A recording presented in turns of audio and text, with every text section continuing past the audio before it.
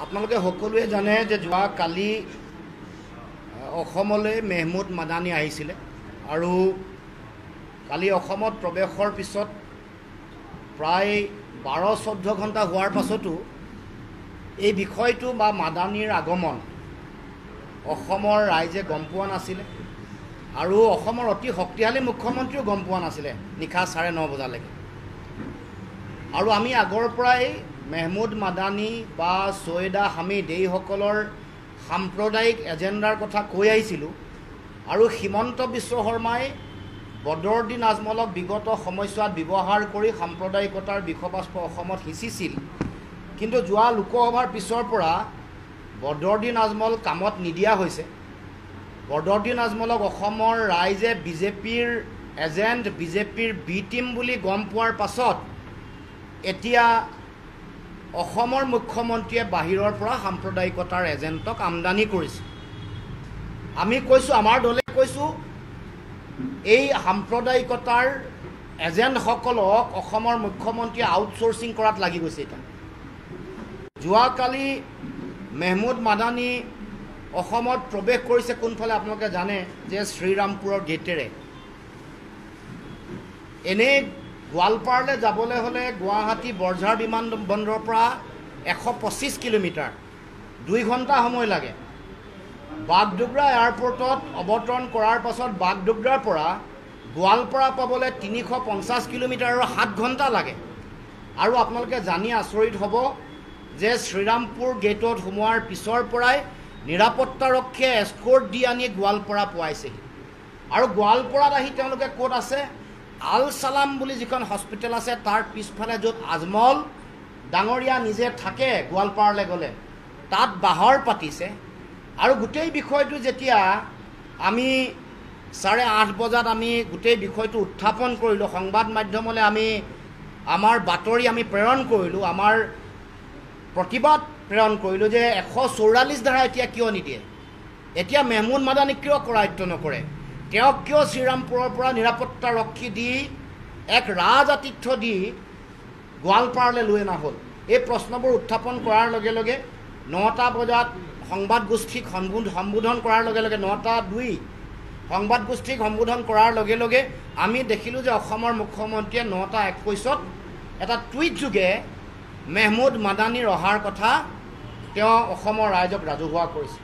9:30 বজাত তেওঁ social media ফেচবুকলৈ গৈ তেওঁ সতৰ্ক দৃষ্টি ৰাখিবৰ কাৰণে নিৰাপত্তাৰক্ষীসকলক নিৰ্দেশনা দিয়াৰ কথা ক'লে। মোৰ এতিয়া কথা হ'ল যে অসমত ইমান বিয়োগম এটা ডাঙৰ বিভাগ আছে, জামাত জমিয়ত উলেমাই হিন্দ, এই এটা অনুষ্ঠান যিগৰাকী ব্যক্তিয়ে অলপ দিনৰ আগত মুখ্যমন্ত্ৰীৰ বিৰুদ্ধে প্ৰৰোচনামূলক মন্তব্য আগবঢ়াইছিল বা বিভিন্ন ধৰণৰ সাম্প্ৰদায়িক মন্তব্য আগবঢ়াবলৈ চেষ্টা কৰিছিল, সেইগৰাকী ব্যক্তি আহি অসমত শ্ৰীৰামপুৰ গেটত প্ৰৱেশ কৰিছে আৰু অসমৰ মুখ্যমন্ত্ৰী, অসমৰ গৃহ বিভাগ, অসমৰ ইণ্টেলিজেন্সে গম পোৱা নাই, এই কথা কেতিয়াও হ'ব নোৱাৰে।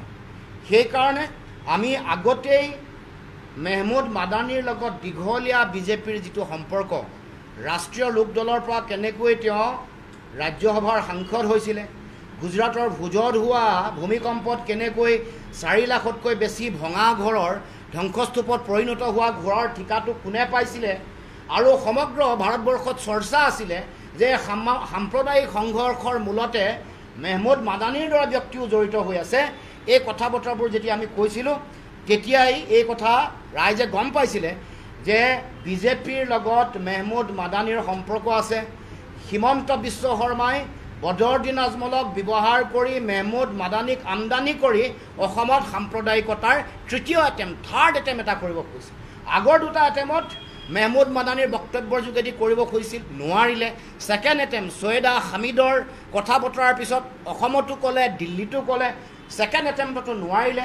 ৰাইজে সকলোৱে এটা যুক্তিৰে, এটা বিজ্ঞানসন্মত আৰু গণতান্ত্ৰিক দৃষ্টিভংগীৰে গোটেই কথাটোৰ গুৰি ক'ত এইবোৰ বিশ্লেষণ কৰাৰ ফলত কোনো ধৰণৰ কথা পৰিৱেশ সৃষ্টি নহ'ল, সাম্প্ৰদায়িক পৰিৱেশ সৃষ্টি নহ'ল। এতিয়াও যোৱাকালি মেহমুদ মাদানীয়ে এই গোটেই ঘটনাবোৰ যেতিয়া দেখিলে, যোৱাকালি য'ত আছিলে মানে যিখন চিকিৎসালয়ৰ পিছফালে আজমল চাহাবৰ আতিথ্যত, সেইখনৰ পৰা নিশাই তেওঁ ওলাই আহিছে। এনেই গুৱাহাটীৰ য'ত সংবাদমেল আয়োজন কৰিছে তালৈ 2 ঘণ্টা সময় লাগে। এয়াৰপৰ্টৰ কাষতে 10 বজাত সংবাদমেল, 7 বজাত আহিলেও 9 বজাত পায়, কিন্তু নিশা 3 বজাতে ওলাই আহিছে যাতে এই বিষয়টোত যাতে জনৰোষৰ বলি নহয়, সাম্প্ৰদায়িকতাৰ পৰিৱেশৰ বিৰোধিতা কৰিলে যাতে তেওঁলোকে বিৰোধিতাৰ সন্মুখীন নহয়।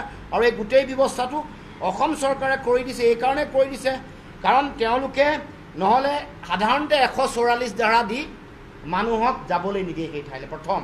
দ্বিতীয়, যিটুকুৰা ঠাইলৈ গৈছে, 2খন ফটো আপোনালোকে সকলোৱে সংবাদ মাধ্যমত প্ৰকাশ কৰিছে, 2খন ফটো য'লৈ গৈছে তালৈ কোনো মানুহকে যাবলৈ দিয়া নাই। তালৈ আনকি সাহায্য দিবলৈ যোৱা মানুহ বা আন মানুহ, আনকি সাহায্য দিবলৈ যোৱা মানুহকো তালৈ পুলিচে যাব দিয়া নাই, ঘূৰাই পঠাইছে। কিন্তু মেহমুদ মাদানী কিয় দিলে, কেনেকৈ পাৰিলে?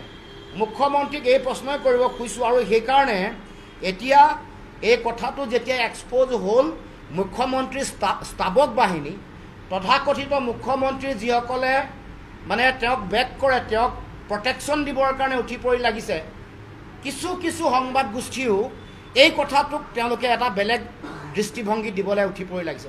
আমাৰ মৌলিক প্ৰশ্ন, 144 ধাৰা কিয় প্ৰয়োগ নকৰিলে, কিয় কৰায়ত্ব কৰিব নোৱাৰিলে, কিয় তেওঁক নজৰবন্দী বা গৃহবন্দী কৰি ৰাখিব নোৱাৰিলে? আজিও তেওঁ সংবাদমেলত মোক কৰায়ত্ব কৰে বুলি প্ৰত্যাহ্বান জনোৱাৰ পিছত মুখ্যমন্ত্ৰীৰ কলিজা কিয় নহ'ল মেহমুদ মাদানীক কৰায়ত্ব কৰিবৰ কাৰণে? মানে এতিয়া তেওঁলোকে আজিতো কোনোবাই কৈ আছে যে তেওঁলোক বোলে বোলে হেৰিৰহে, তেওঁলোকৰ এজেণ্ট নহয়।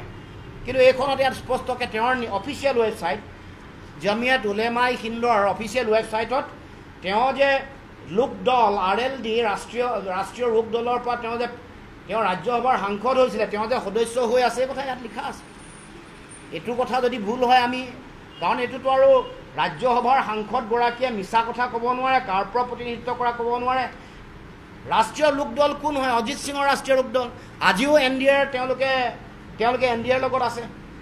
আৰু ভয়াৱহ ফটো আহি আছে, প্ৰধানমন্ত্ৰীৰ লগত কি সম্পৰ্ক, কেনেকৈ গাড়ীত গৈছিলে, ক'ৰ পৰা নামিছিলে, এইবোৰ ফটো আহি আছে। এইবোৰ যেতিয়া হ'ব এখন এফিডেভিট, এখন তেওঁ দিয়া এফিডেভিট, যেতিয়া ৰাজ্যসভাৰ তেওঁ সাংসদ হৈছিলে, এইখনো আপোনালোকে পঢ়ি ল'ব পাৰে, চাই ল'ব পাৰে।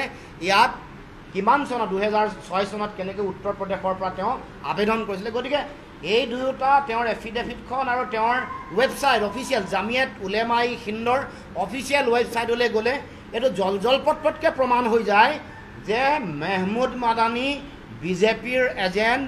অসমৰ মুখ্যমন্ত্ৰীয়ে বদৰুদ্দিন আজমলক ব্যৱহাৰ কৰি বদৰুদ্দিন আজমলৰ যোগেদি মেহমুদ মাদানীক আমন্ত্ৰণ কৰি আনি সাম্প্ৰদায়িকতাৰ বিষবাষ্প বিয়পাব খুজিছিল। যোৱাকালি সংবাদ মাধ্যমক মই ধন্যবাদ জনাইছোঁ, তেওঁলোকে এটা প্ৰেছাৰ সৃষ্টি কৰিলে, গোটেই বিষয়টো পৰিৱেশন কৰিলে। গাড়ী নম্বৰ হ'ব, কাৰ গাড়ী, কোন বাটেদি আহিছে, নিৰাপত্তাৰক্ষী কেনেকৈ আহিছিলে, বা ক'ত 9 বজাত AIDFৰ কোন সাংসদৰ উপস্থিতিত সভা হ'ল, ক'ত সভা হ'ল, কোনটো মাৰ্কজত হ'ল, এইবোৰ সকলো কথা কোৱাৰ পাছত এটা হেঁচা পৰি জনগণৰ এটা, অসমৰ ৰাইজৰ এটা হেঁচাত আজি মেহমুদ মাদানীয়ে সাম্প্ৰদায়িকতাৰ বিষবাষ্প বিয়পোৱা ঘৃণামূলক, উচতনিমূলক কোনো ধৰণৰ কথা বতৰা ক'ব নোৱাৰিলে, কোৱাৰ পৰা বিৰত থাকিবলৈ বাধ্য হ'ল। তাৰ কাৰণে সংবাদ মাধ্যম আৰু অসমৰ জনগণক মই আন্তৰিকতাৰে ধন্যবাদ আৰু কৃতজ্ঞতা জ্ঞাপন কৰিছোঁ। 144 ধাৰা আচলতে মুখ্যমন্ত্ৰীয়ে যিকোনো ধৰণৰ পৰিৱেশ, আগতেও 144 ধাৰা দিছে। 144 ধাৰা দিলে য'ত এনেকুৱা ধৰণৰ প্ৰৰোচনামূলক মন্তব্য দিয়া ব্যক্তি আহিলে লগে লগে কৰায়ত্ব কৰিব লাগে বা যাবলৈ বাধা দিব লাগে। কাৰণ মেহমুদ মাদানীয়ে ইতিমধ্যে এনেকুৱা প্ৰৰোচনামূলক মন্তব্য, উচতনিমূলক মন্তব্য দিয়া ইতিমধ্যে অসমৰ মুখ্যমন্ত্ৰীয়ে নিজে কৈছে। তেওঁক চেলেঞ্জ দিছে, তেওঁক ভাবুকি দিছে। আৰু তেওঁ যদি গোৱালপাৰালৈ আহিলে 144 দিয়া আছে, তেওঁক কিয় বাধা দিয়া নাই, তেওঁক কিয় কৰায়ত্ব কৰা নাই, তেওঁক কিয় বৰঝাৰ বিমানবন্দৰৰ পৰা তালৈ নগ'ল, আৰু আজিও তাৰ পৰা কেনেকৈ ধুনীয়াকৈ আহি পিনে গুৱাহাটীত সংবাদমেল দিব পাৰিলে। যিটো জেগালৈ তেওঁ গৈছে তালৈ কাকো যাবলৈ দিয়া নাই, আনকি সাহায্য দিয়া মানুহকো যাবলৈ দিয়া নাই। মেহমুদ মাদানীয়ে ৰাজআতিথ্য নাপালে, হিমন্ত বিশ্ব শৰ্মাৰ সহযোগিতা নহ'লে সেই ঠাইলৈও যাব নোৱাৰে, আল ছালামৰ পিছফালেও থাকিব নোৱাৰে, আৰু তাত থাকিলেও তেওঁলোকে অন্ততঃ নিৰাপত্তাৰক্ষীৰে তেওঁলোকক কেনেকৈ নিৰাপত্তা দি শ্ৰীৰামপুৰৰ পৰা গোৱালপাৰালৈ অনা হ'ল। এই গোটেই কথা বতৰাবোৰে উত্তৰ বিচাৰিছোঁ। আৰু 144 দি থোৱা অৱস্থাটো কিয় বাধা দিয়া নহ'ল, কিয় কৰায়ত্ব কৰা নহ'ল, কিয় ফ্ৰী মুভমেণ্ট দিয়া হ'ল, কিয় য'লৈ আনক যাবলৈ বাধা দিয়ে তাত কিয় মেহমুদ মাদানীক যাবলৈ দিয়া হ'ল, এই প্ৰশ্ন আমি উত্থাপন কৰিছোঁ। আল চালামৰ পিছফালে য'ত বদৰুদ্দিন আজমলৰ যিটো গৃহ য'ত থাকে তেওঁ সচৰাচৰ গোৱালপাৰা ভ্ৰমণ যেতিয়া কৰে আল চালাম হস্পিটেলৰ পিছফালে থকা তেওঁলোকৰ ৰেচিডেঞ্চিয়েল এৰিয়াতে থাকে।